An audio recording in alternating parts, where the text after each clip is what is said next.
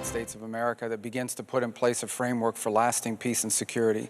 And that's what these two nations deserve. The people of Lebanon have suffered tremendously now for decades as a result of outside interference in their affairs, of countries trying to use the country as a launch pad for attacks. And this is not what the people of Lebanon want, and that's not what they deserve. What they deserve to have is what they once had, and of which there is recent history of, and that is a prosperous and peaceful country, a diverse country where people of different backgrounds were able to live and coexist side by side, and in many ways was the envy of the region and of the world.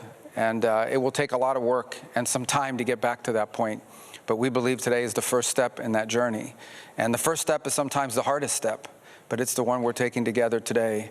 Obviously, the people of Israel deserve to live in peace and security. The people of northern Israel in particular, who have been targeted repeatedly by terrorist attacks launched from the territory of Lebanon, but not by the Lebanese people, not by the Lebanese government, but by an outside actor who has sought to use that territory to target innocent civilians who have been unable to live in these places for a long time. Every time a siren goes off, you have to stop your schoolwork, you have to wake up, you have to stop going to work, and you have to run into a bunker or a basement and protect yourself.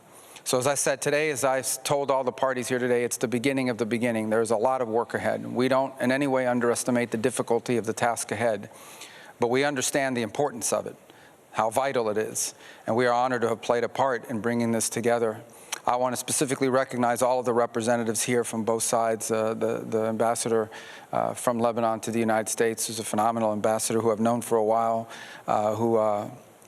we even share a common background here in the United States, coming from we have a Florida ties, and so we're very grateful for all the work she's put in. Obviously, Ambassador Leiter and his team and the work they've done here today, everyone, all the team that you see assembled here today, including the support we got from the Department of War in these conversations. Our ambassador in Lebanon has done a great job, and we're so honored he's here with us today. And our team here, led by Dan Holler, our counselor, our team here at the State Department, did a phenomenal job. If people want to see the value of professional diplomatic work and of diplomacy, that's what the team here has put together, and I'm very proud of what we've done here at this department in bringing this about. As I said, today is the first step. This first step sometimes is the hardest one, but it's an important one and the one we've taken together. And we're very grateful that this has come about and that the timing is such that all of you could cover it and report it back. And hopefully we'll have many more of these conversations and make real and tangible progress so that the people of both of these countries can be hopeful about their future, a future of peace, a future of prosperity, a future of mutual coexistence in a way that's beneficial to the men and women and children, including those not yet born, who deserve what all people deserve, and that is the right to live in their country without fear of harm, without fear of war, without fear of conflict. And that's what we hope to be able to facilitate and achieve. And today we've taken the first step in what will be a difficult journey, without a doubt, but an important and an essential and a necessary one. And we're very proud to be a part of it. Thank you for covering it. And now I think we will formalize what our conversations here have been about.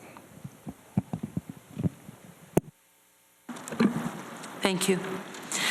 On behalf of President Aoun and Prime Minister Salam, we would like to thank President Trump, Secretary Rubio, Councillor Holler, Ambassador Issa, and the U.S. government team for hosting and facilitating these historic talks in Washington, D.C.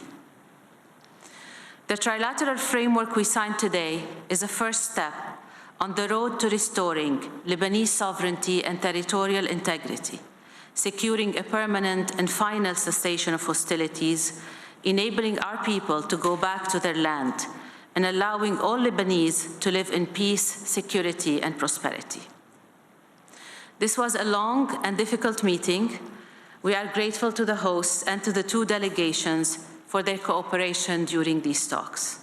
This milestone was made possible through the leadership of President Aoun, the tenacity of Prime Minister Salam, the resilience of Ambassador Karam, and the patriotism of the Lebanese armed forces. Thank you all so much.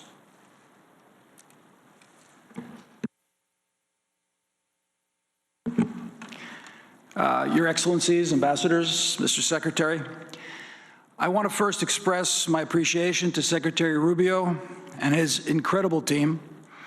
Under his leadership, we've advanced President Trump's vision of peace and security, of peace through strength. We've advanced a historical and important process forward. I want to express my deepest appreciation to my colleagues, Dr. Dresden of the NSA, our foreign ministry personnel, our IDF officers, who worked alongside, together with me, under the leadership and guidance of Prime Minister Netanyahu and his team back in Jerusalem. I also want to thank Her Excellency, Ambassador Hamadi, for being a very tough negotiator. You and your team set an example for patriotism to your country. You fight like a lioness, Ms. Ambassador. In my opening remarks 4 days ago, I expressed concern that this train was running off the tracks, that Iran and its proxies wanted a train wreck. Well, with a lot of hard work under your leadership, Dan, together with Secretary Rubio and his entire staff, indefatigable team, we've put the train back on the tracks, and it's running in the right direction. Final destination? Peace between our two countries. Real peace, where both countries will live in security, where Israel's and Lebanon's sovereignty will be respected, honored, and protected. In this performance-based trilateral framework agreement, Iran is out, Hezbollah is out, and the road to peace between Israel and Lebanon is in.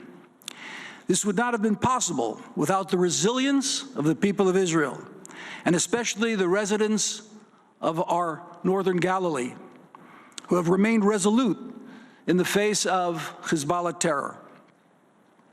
And last but not least, I want to thank the real heroes who have made this possible, the men and women of the IDF, who selflessly defend Israel, many of whom have given their lives in the battle against Iran and its proxies. I thank God for the privilege of representing the people of Israel and to sign this document on their behalf. This week's Torah portion, the Bible portion, in synagogues all across the world, tells of a false prophet by the name of Bilam, who came to curse, but ended up blessing. May we together turn the curses of war into blessings of peace. God bless Israel. May God bless Lebanon. May God bless the United States of America and all those who pursue peace. Thank you.